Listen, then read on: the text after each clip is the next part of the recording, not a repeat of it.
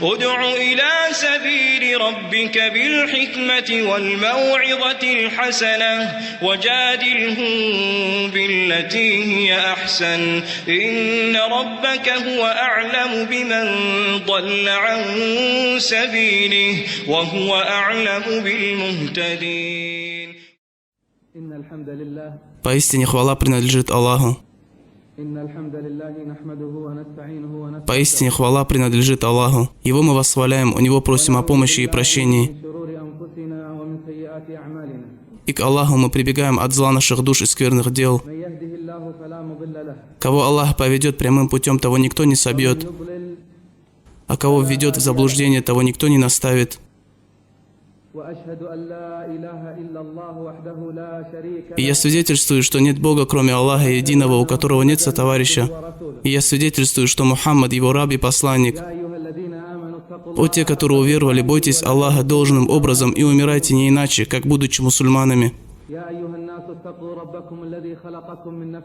О люди, бойтесь вашего Господа, который сотворил вас из одного человека, и сотворил из него пару ему, и расселил много мужчин и женщин, произошедших от них обоих.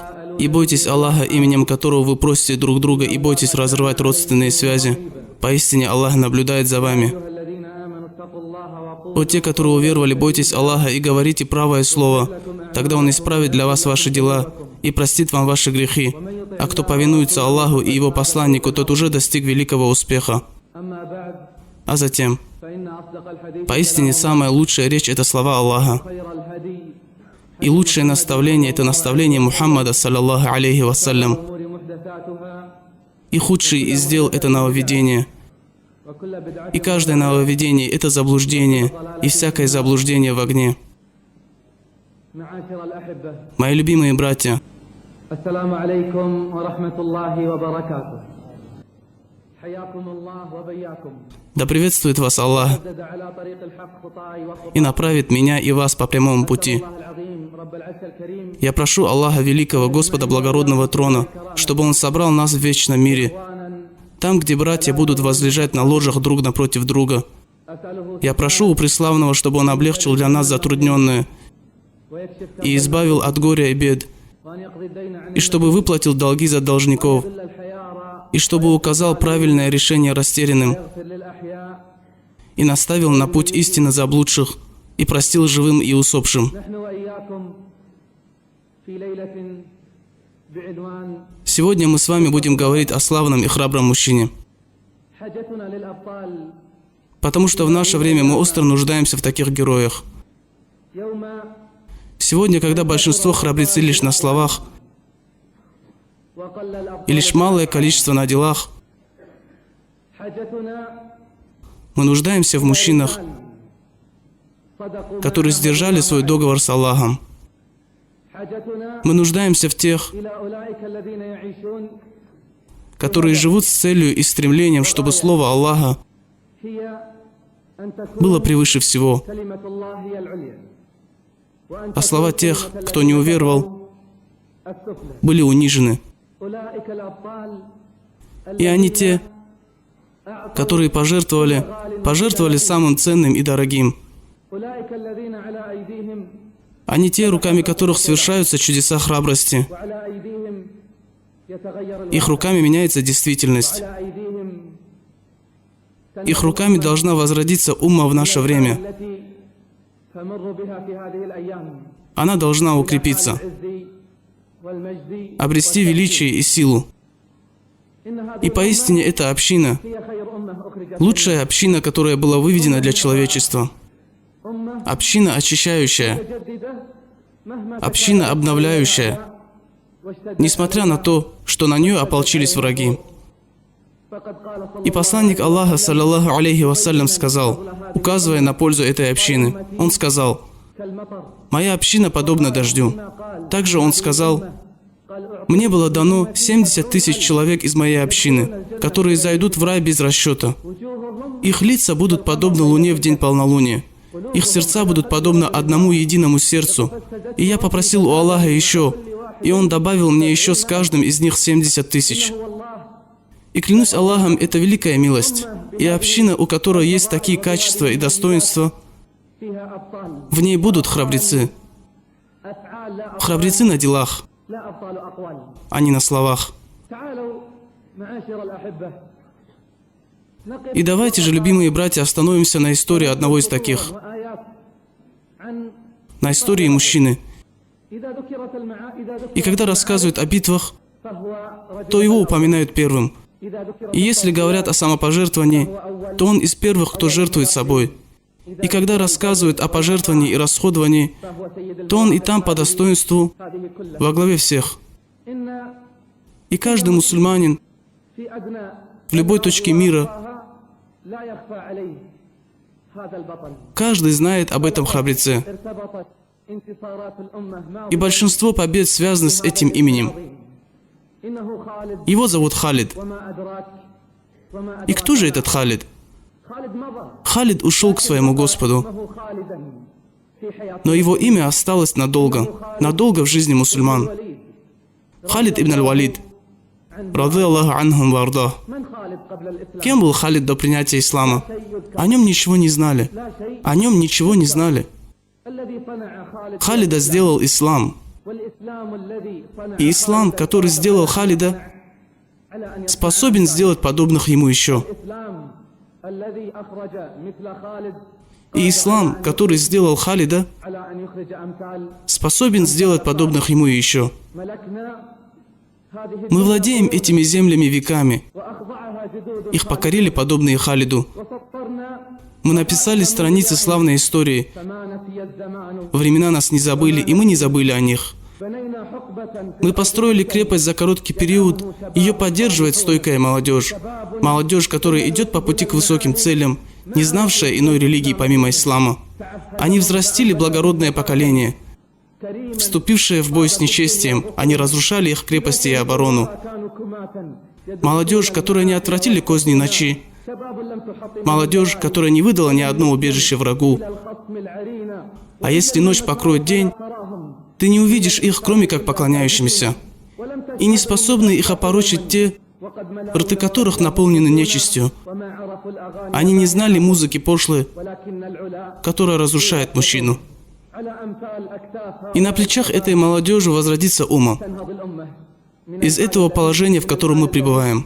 تعيشه في هذه И الأيام. для того, чтобы воспитать поколение храбрецов, رب الأبطال لا بد нам необходимо читать биографию храбрых предшественников, يتأثر الرجال биографию мужчин. أن يقرأوا سير И какая биография более велика, чем этого храбреца, من سيرة هذا которого сделал ислам? صنعه الذي И это был Халид. إنه خالد وما И что ты знаешь о Халиде?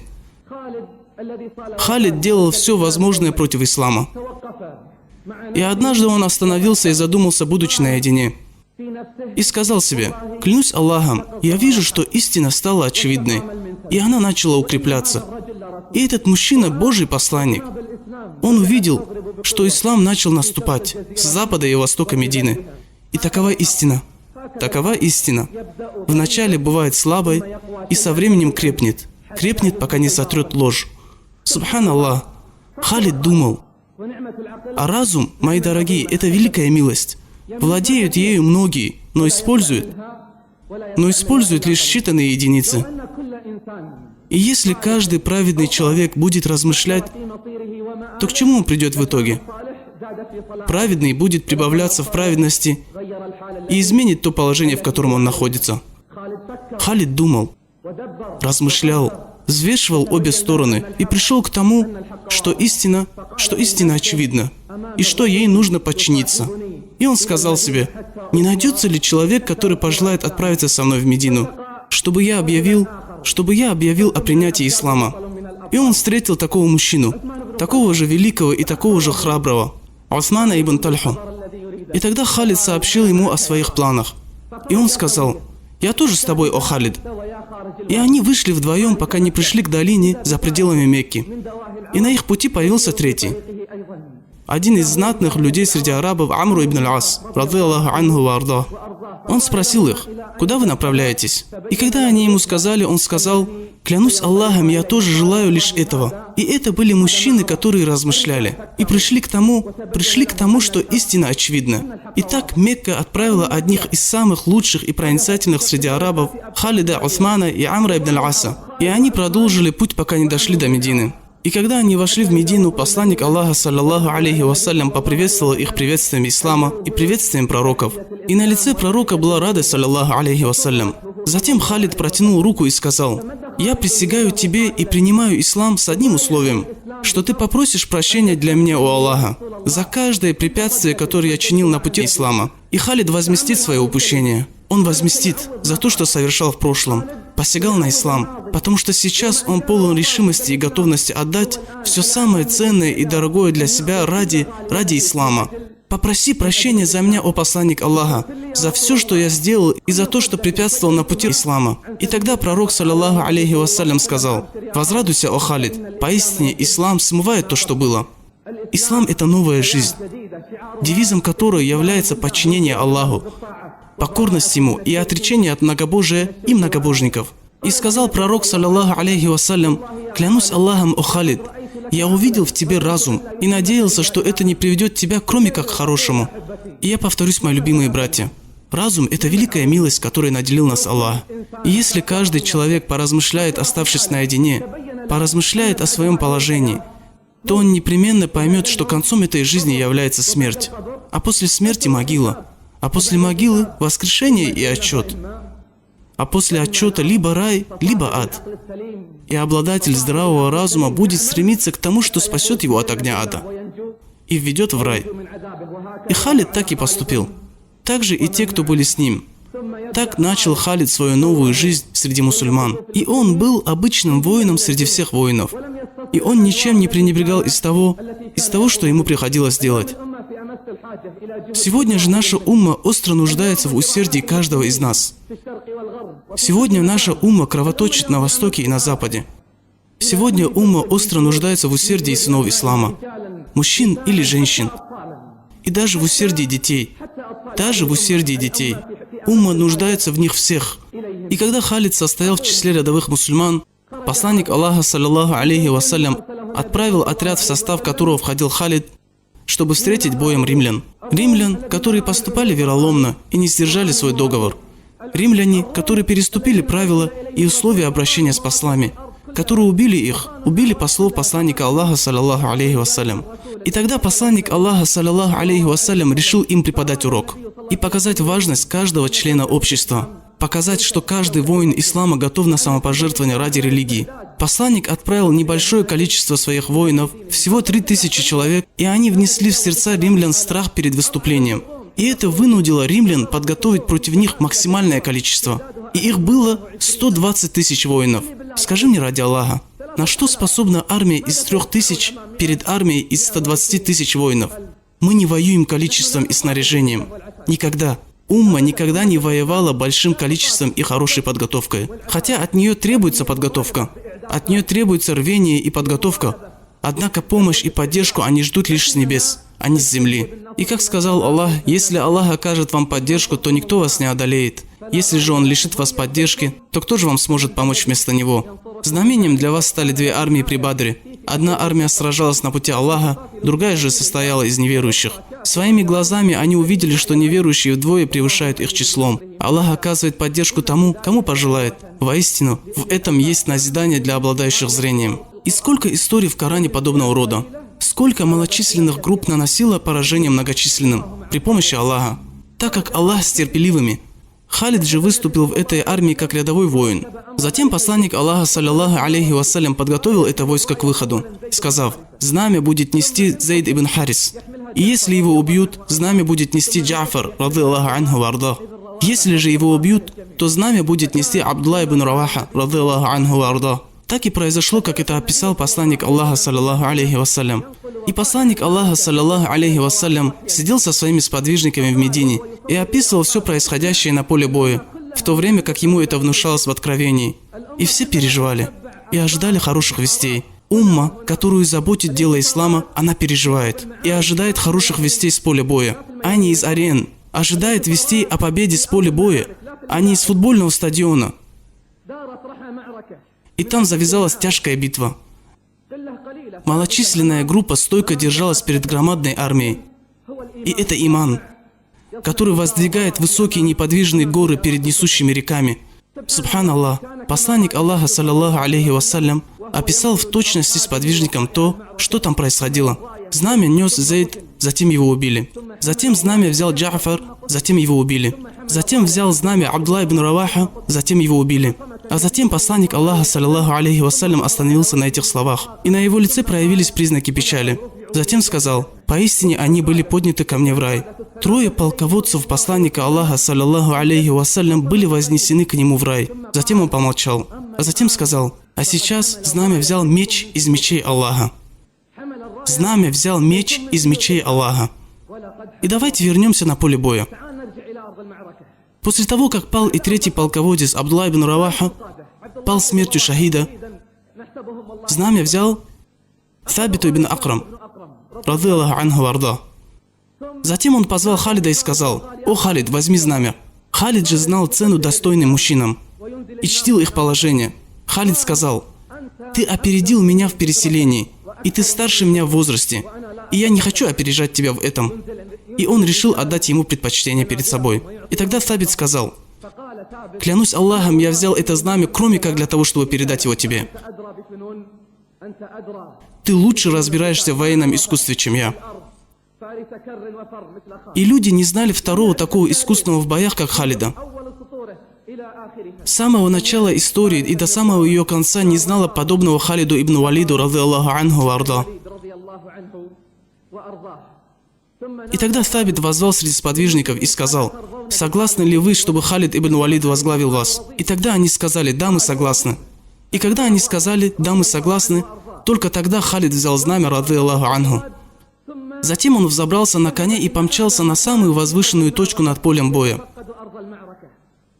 И он начал рассматривать то левый, то правый фланг с проницательным взглядом и интеллектом настоящего полководца, подобного которому не знала история. И он понял, что эта маленькая армия на самом деле хорошо выстояла перед врагом. Но он спросил себя: сколько еще сможет выстоять эта армия? И тогда Халид поменял правый и левый фланги местами. Он сделал тактическую перестановку и поменял передовых сподвижников другими новыми, чтобы внушить противнику, что поступила подмога из Медины, тем самым подтянув боевой дух своих воинов и внушив страх и тревогу противнику. И эта малочисленная группа своим противостоянием, сопротивлением и сражением, максимально возможными силами и военной хитростью Халида, смогла прорваться из окружения с минимальными потерями. И Халид решил, что прорыв из окружения с такими потерями – это уже победа. И это на самом деле можно расценить как победу. После того, как армия обессилила и долго стояла перед нападениями противника, и Халид говорил, описывая тяжесть этой битвы: «В моих руках в тот день сломались 6 мечей, и ни один из них не устоял. Ни один меч не устоял, кроме йеменского». И был правдив пророк, саллаллаху алейхи вассалям, когда сказал: «Знамя взял меч из мечей Аллаха. Поистине он уберег армию от поражения». Халид и те, кто были вместе с ними, вышли из поля сражения. Благодаря Аллаху, а затем благодаря хитрости и исключительной храбрости, которую по сей день изучают и практикуют в полях сражений. И римляне не были в силах погнаться за ними. И теперь Медина в ожидании прибытия этой армии. Дети и взрослые. Все ждут, пока они прибудут. И как вы думаете, как встретили дети это войско? Их встретили на узких тропинках Медины с камнями. Халида и его армию встретили с камнями, упрекая их и говоря: «Убежали от смерти на пути Аллаха?» Забрасывали их камнями и говорили: «Убежали от смерти на пути Аллаха?» О беглецы, дети упрекали взрослых. Послушай, на чем были воспитаны дети. И тогда пророк, саллаллаху алейхи вассалям, сказал: они не беглецы. Они те, кто вернутся, если пожелает Аллах. Они те, кто вернутся, если пожелает Аллах. И посмотри, о брат, и поразмысли, и сравни картины. Вчера и сегодня Вчера же дети вместе со взрослыми встречали прибывающих из битв на улицах Медины, кричали дети вслед Халиду и его войску: «Куда же вы, о беглецы?» А что же сегодня происходит с нашими детьми? Наши дети сегодня встречают звезд шоу-бизнеса, певцов и всяких музыкантов, и футболистов в аэропортах с цветами в руках. Пришло время позора.